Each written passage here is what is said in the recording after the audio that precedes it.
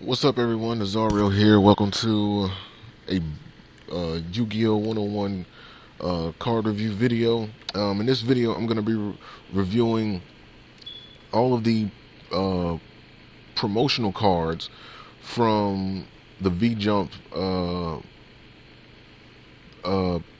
promo series from August 2015 all the way up into March 2016. I've been falling behind on these promo cards. So, this isn't going to take me long at all because each of the promo releases have like a one or two cards. This shouldn't be too difficult, too much for me to. It shouldn't take too much time to review those. So we're going to do that now. So the first one we're going to look at is the V Jump August 2015 promotional card, and this is Dystopia, the Dyspondent, whatever the fuck. Yeah, so this is its original name was called, as you see right here, um, Anti-Hope, God of Despair, and this is a card that I've used on like Dueling Network or what have you. It's a pretty good card. It's a Dark Fiend effect type monster, level 12, attack, defense 5,000. Description: cannot be normal summon a set, must be special summon from your hand, or I guess I should stretch this out. Must be special summon from your hand or the graveyard by sending 4 level 1 monsters you control to the graveyard and cannot be special summoned by other ways. Other monsters you control cannot attack during either player's damage battle step. Once per turn, once per battle involving this card, you can banish 1 level 1 monster from your graveyard until the end of the damage step. This card is unaffected by other card effects. Also, it cannot be destroyed by battle. Okay. In the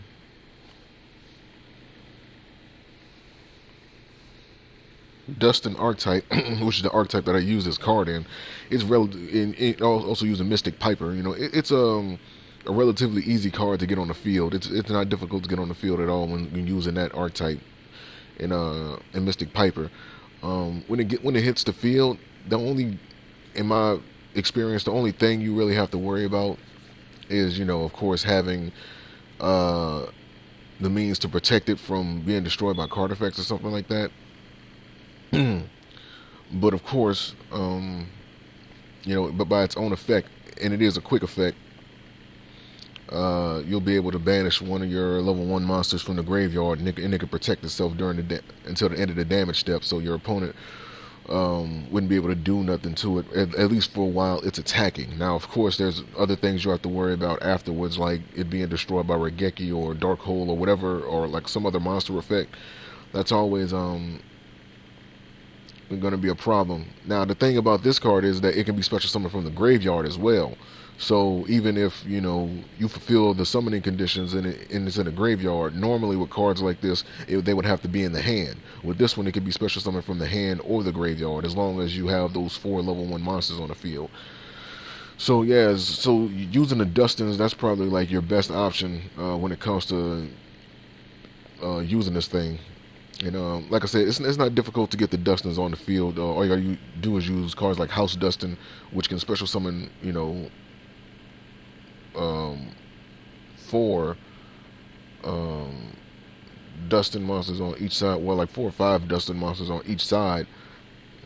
So it's not hard to fulfill these summoning conditions at all to get this card on the field.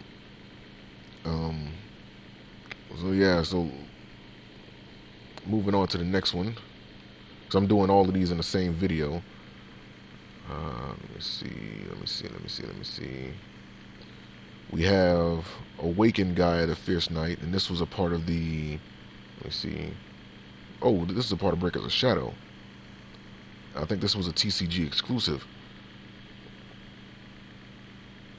Oh, fuck it, let's review it. Anyway, Arson Gaia, the Fierce Knight. Oh, never mind. I'm gonna skip that. I'm gonna skip it, because that was part of another series of videos that I planned on doing. So that was a blip. Whatever, man. Hey, mistakes happen. All right. So we got Red Hot. Was this also a TCG exclusive, or was this a part of? No. Okay. This was a part of the October of V Jump promotionals. So Red Hot Dragon Archfiend King Calamity. It is a Dark Dragon Synchro Effect monster, level 12, attack 4,000, defense 3,500. Description: 2 tuners plus 1 or non-tuner Dark Dragon type Synchro monster. When this card is synchro summoned, you can activate this effect. Your opponent cannot activate cards or effects on the field for the rest of this turn. Your opponent cannot activate cards or effects in response to this effect's activation. If this card destroys an opponent's monster by battle, inflict damage to your opponent equal to the destroyed monster's original attack. If this card in its owner's possession is destroyed by your opponent by battle or by card effect, you can target one level 8 or lower dark dragon type synchro monster in your graveyard, special summon it. So my thing is, does the summoning requirement match the effect? And I would say, hell yes, it does. Considering that you have to have a dark dragon synchro type monster on the field, on top of that having 2 tuners on the field, just to maintain this thing. So yeah, just to get it out, I mean, yeah, I would say that the effect that it has damn sure justifies the summoning requirement, because you got to do a lot just to get it on the field. But for what it does, I mean, obviously it puts you in a position where your opponent can't do shit. As far as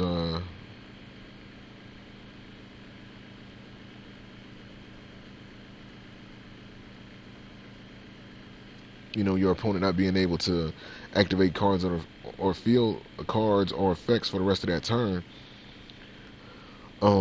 They can't even activate cards in response, so it's literally nothing they can do as far as when it hits the field. For the rest of that turn, they won't be able to do shit. So hopefully you protected beforehand. So as far as like having more attack than this monster does, otherwise you're just going to be asked out. And considering how much you have to do just to get it on the field, I would say that's a pretty good reward. As far as keeping up with the summoning requirements. So it's a dangerous card if you're able to get it out.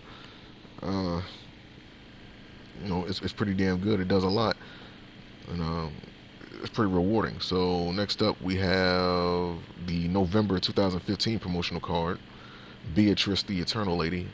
Whoops, get this. Beatrice the Eternal Lady. I don't know if I reviewed this already. I think I looked at it. I don't know if I reviewed it. If not, we're finna do it now. Beatrice the Eternal Lady. It's a light fairy exceed effect monster, level rank 6. Excuse me. Attack 2500, defense 2800. Description: 2 level 6 monsters. You can also exceed summon this card by sending 1 Burning Abyss monster from your hand to the graveyard and using 1 Dante monster you control as the exceed material. Exceed material attached to that monster also becomes exceed materials with this card once per turn during either player's turn except the turn this card was summoned. This way you can detach 1 exceed material from this card, send 1 card from your deck to the graveyard. If this card in your possession is destroyed by an opponent's card by battle or by card effect and sent to your graveyard, you can special summon 1 Burning Abyss monster from your extra deck, ignoring its summoning conditions. So it's basically putting you in a position to summon another, Burning Abyss monster. I think they have like a fusion and a synchro version of Dante of the Burning Abyss, right? So depending on whatever your situation is, you can summon it. Not have to worry about fulfilling its actual summoning conditions to get it. Of course, you wouldn't be able to special summon it from the graveyard or anything like that because it wasn't summoned properly. But nevertheless, you'll still be able to, you'll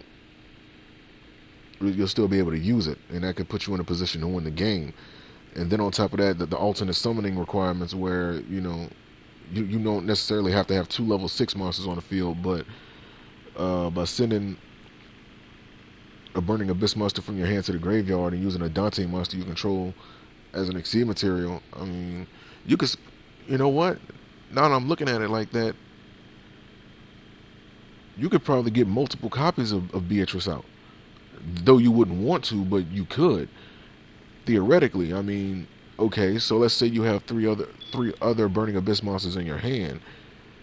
And so say like you have Dante of the Burning Abyss, like the Exceed version of it, and then you send a Burning Abyss monster from your hand. You attach this to that Exceed Dante, and then you use this effect to special summon a Dante. A Burning Abyss monster, which are pretty much all the Dantes. They are in the extra deck. But yeah, you special summon another Dante monster from the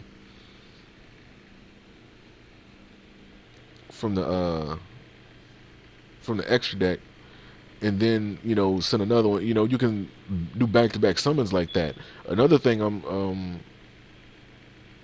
I'm I'm thinking about. I think it was a card called Black and White Wave. I don't remember the exact name of it, but it was called Black and White Wave. And basically, if you have Exceed materials attached to an Exceed monster, and those Exceed materials are like Synchro monsters, then you can banish a card on the field. I believe that's how it works. Or you can banish like two cards on. I don't remember what the effect was, but basically you can fulfill those those requirements to activate that card pretty easy with this effect if you use Dante Rockstar of the Abyss, which is the Synchro monster. So that'll be something right there. So yeah, like there's some tricks that can be used with this. So that's pretty good. So moving on to the December promotional cards, or promotional card, we have Super Heavy Samurai Swordmaster Musashi. Musashi. Give me some of that Musashi. Alright, it is a Earth Machine Synchro Effect Monster, level 5, attack 300, defense 2300. Description: one tuner plus one or more non-tuner monsters. When this card is synchro summoned, you can target one machine monster in your graveyard, add it to your hand, but if you have a spell or trap card in your graveyard, you cannot normal or special summon monsters with that monster's name for the rest of this turn. This card can attack while it is in face-up defense position. If it does, apply defense for damage calculation. So, like, when this card is synchro summoned, you can... Okay. So, this is one of the few Super Heavy Samurai monsters that have an effect that can actually activate while you have spells or traps in the graveyard. But of course, they pretty much run,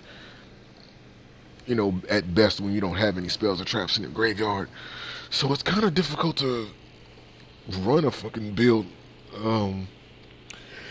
It's kind of hard to run any deck without spells or traps. But it's relatively easier to do it with them, because at least then you get benefits from doing it. You don't really want to lose those. But nevertheless, pretty simple card. Not hard to get out on the field at all. The only drawback being that you wouldn't be able to normal summon or special summon monsters for the rest of that turn if you have spells or traps in the grave. So make sure that you don't have that to worry about. And using cards such as D2 Shield to like double your monster's defense. That way, that you can increase the quote unquote pseudo attack of the card. At least that's how it works. Since it can apply its defense and damage calculation, increasing its defense, that can actually benefit you a lot. With D2 Shield, you can bump that up to 46,000. So that, tell me who can't use that.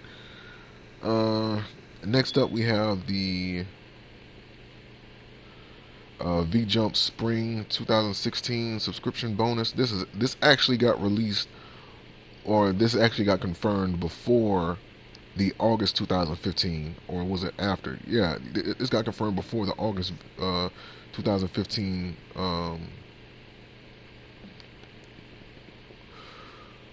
V-Jump promo card. And they actually got two cards that was released in this. They got Wicked Priest, Chalam Sabak, and Galaxy Worm. So let's take a look and see what these cards do. So they got Wicked Priest, Chalam Sabak. It is a Dark Reptile effect monster, level 8, attack 2500, defense 0. The description: if you have 5 or more cards in your hand, you can normal summon this card without tributing. When this card is destroyed by battle and sent to the graveyard, you can special summon this card from your graveyard in defense position. If you do, it is treated as a tuner monster. You can only use this effect of Wicked Priest Chalam Sabak once per turn. And let me go ahead and go to Galaxy Worm, because normally when they put 2 or more monsters in a promo release, they normally work together. So let's see. This is a Galaxy Worm, a light insect effect monster, level 3, attack 1200, defense 1000. Description: when this card is normal summoned while you control no other monsters, you can special summon one level 3 or lower Galaxy effect monster from your deck, but its effects are negated.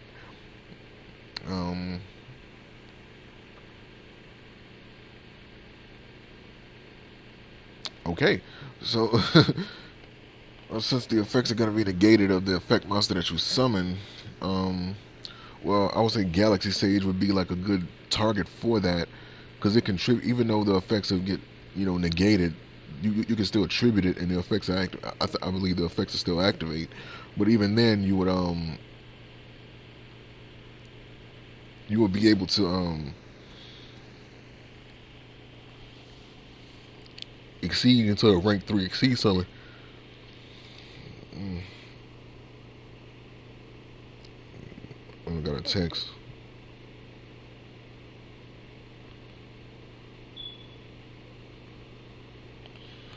But yeah, you'll be able to get with Galaxy Sage. You'll be able to get it. I think you'll still be able to use that effect as well as go into a rank 3 exceed summon. So that negated effect wouldn't really affect Galaxy Worm at all. There's a few things that can search it out. I can't think of it at the top of my head, but there's cards that can search this out in the Galaxy archetype, obviously. So you guys just look that up. As far as Wicked Priest Shalom Sabak, I don't really know what this will work good in besides reptiles. I mean, obviously that's what it's benefited. Basically, any build that you can use to uh, gather cards in your hand to gain that normal summon without tributing, that can always be helpful. But nobody wants to use two tributes if they don't have to get a monster out. It can be searched out with damage equals reptile, and of course the King of Pharaoh Imps, the next seed monster, I can search this out since it is a reptile. And I think the King of Pharaoh Imps, it searches based on defense, not attack. So yeah, you'll be able to search this out, no problem with King of Pharaoh Imps. And on top of that, since it treats itself as a tuner monster, if you can get another copy of itself on the field afterwards, you'll be able to get cards like Ultimaya Tzolk'in out, no problem. For those who don't know what that is, that's the red dragon that was in Yu-Gi-Oh 5Ds that would appear with the 5 signer dragons. Yeah, just looking at Ultimaya Tzolk'in, if you know how to spell that. Next up, let's see. Bonus. We got 3 more. So we have the January 2016 promo card, which is Priestess with Eyes of Blue. Is this Blue Eye Maiden or is this a different card? Oh no, this is a different card. Okay. So Priestess with Eyes of Blue. I wonder what this card does. It is a light spellcaster tuner effect monster, level 1, attack defense 0. Description: during either player's turn, when a card or effect is activated that targets this face-up card, you can send 1 effect monster you control to the graveyard, and if you do, add up to 2 Blue Eyes monsters with different names from your deck to your hand. If this card is in your graveyard, you can target 1 Blue Eyes monster you control, shuffle that monster into the deck, and if you do, special summon this card from your graveyard. You can only use 1 Priestess with Eyes of Blue effect per turn, and only once that turn. So this puts you in a position to there was a new, I can't remember the name of it, but there was a new Blue Eyes monster that was summoned, that was made. I'm gonna say summoned like an idiot. It was a new Blue Eyes monster that was made that basically acts as like a malefic Blue Eyes monster, but I believe that its name changes to Blue Eyes White Dragon. I wouldn't be surprised if they has it if they have it in tips. Let's find this out because I can't even remember. First, let's look at this. I know that they have the no, they're not even showing it. I can't even think of the name of the monster, but wait a minute. Let me try to look it up another way. Let me pause the recording though. It was called Blue Eyes Alternative White Dragon, and basically what that monster's effect is that you can special summon it. It can't be normal summon a set, but you can special summon it from your hand by revealing 1 Blue Eyes White Dragon in your hand, and its name gets treated as Blue Eyes White Dragon while it's on the field or in the graveyard, and then you can destroy 1 face-up monster on your opponent's 100 field, I think, but then it's not able to attack or something along the lines of that. And this can set you up to use that effect, that monster. So you can get yourself a couple of Blue Eyes White Dragons on the field by doing that. On top of the fact it's a tuner, so of course you guys know what monsters you can go into that. Zord Dragon, la la la. It's level 1, so you can use 1 for 1 to get it out as well. You can add up to 2 Blue Eyes, and again, Blue Eyes Alternative Dragon, Blue Eyes White Dragon. Technically, it's 2 names. Blue Eyes Alternative isn't considered to be Blue Eyes until it's on the field or in the graveyard. So you'll be able to search those 2 out, of course, and as well as a number of other things. So I guess it's good that they only letting you use only one of these effects per turn. Cause I think it'd be kind of crazy if you'll be able to do that with a tuner. Do everything with a tuner. So, very good card for the archetype. Very good card. Very helpful card, especially if you're using the new Blue Eyes support. Next up, we got the February. And we have Blue Eyes Twin Burst Dragon. Is this an extra deck monster? Oh, it's a fusion monster. Okay. So, after all this time, they finally made a Blue Eyes White Dragon with 2 heads. Wonder what took them so long to make this. Thought they would have did this before they made Cyber Twin Dragon. But nevertheless, it's a light dragon, a fusion effect monster, level 10 attack, 3,000 defense, 2,500 description. Blue Eyes White Dragon plus Blue Eyes White Dragon. Duh, that's kind of a gimme. Must be either fusion summoned or special summoned by sending the above cards you control to the graveyard, in which case you do not use polymerization. So you can use polymerization or not. So it's up to you. Alright, and cannot be special summoned by other ways. Cannot be destroyed by battle. This card can make up to 2 attacks on monsters during each battle phase. At the end of the damage step of this card attack or an opponent's monster, you can banish that opponent's monster from the field. Holy shit. So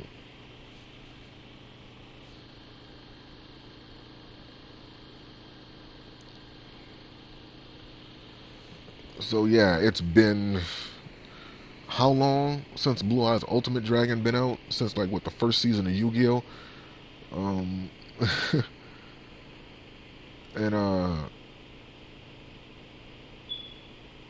they're just now making a Blue Eyes Twin Dragon, Twin Head Dragon, Twin Burst Dragon.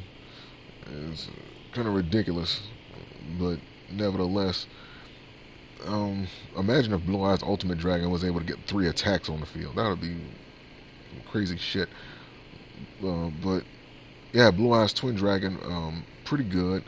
Kind of crazy. It can't be destroyed. It's basically Blue Eyes White Dragon, a Blue Eyes White Dragon that can't be destroyed by battle when they gets 2 attacks, and that can banish other monsters.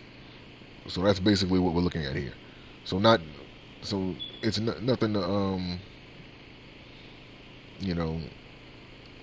nothing too difficult to explain. Pretty self-explanatory, and it's pretty good. I'm pretty sure we'll see people using it. And last but not least, we have the March 2016 promotional card, which is the ultra rare Luna Light Crimson Fox. Let's see what this does.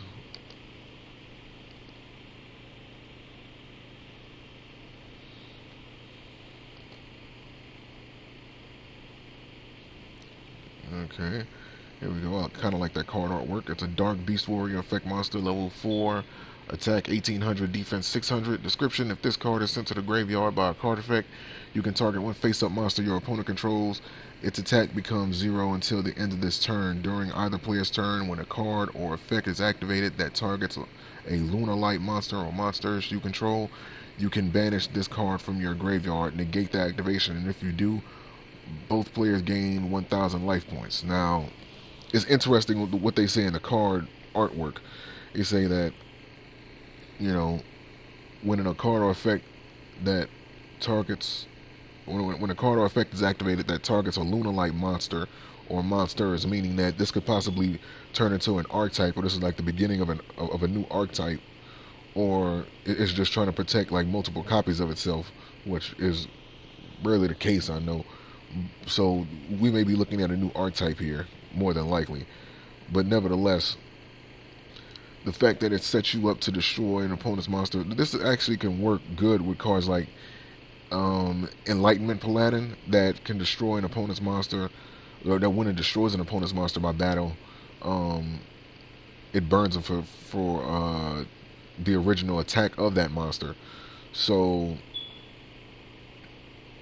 using this effect in combination with that effect of Enlightenment Paladin, that's a pretty good. So your opponent will be taking like 5,000, 2,500 from the attack of Enlightenment Paladin, then another. Well, not necessarily 5,000, but whatever the original attack is of the monster that's getting destroyed. You know, but not to go too far off from what this card does. Yeah, Enlightenment Paladin can definitely. This will help Enlightenment Paladin's effect a lot. On top of that,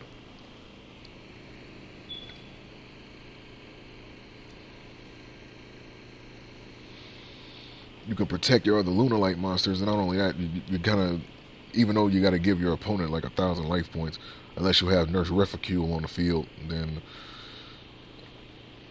yeah. I wonder if they're gonna have. Now that I'm looking at this effect, that gives both players 1,000 life points if you negate an effect. If you negate an opponent's card with this monster's effects. I wonder if they're gonna have a Lunalight monster that can turn that life point gain into damage, or find some way to turn that life point gain against your opponent. That would actually be interesting, and I think they probably would do something like that. So that does come to mind. So that's pretty much my take on this. I mean, it is level 4. With it being a dark attribute, using cards like Armageddon Knight can easily, activate that first effect where you can lower one of your opponent's face-up monsters' attacks by down to 0, as well as using cards like Foolish Burial, in case you don't want to use like Armageddon Knight. Maybe you just want to run a pure Lunalight build or something like that. So, I don't know if the other monsters in the archetype, if they release it as an archetype, which I think they will. I don't think they're going to start nothing off like this, especially with the card text describing the way that it is. I don't think they're going to say all that and not make an archetype out of this. But with that being said, I don't know what the other monsters' effects are going to be within the archetype, but I'm pretty sure there's going to be some way for you to take advantage of that in a good way.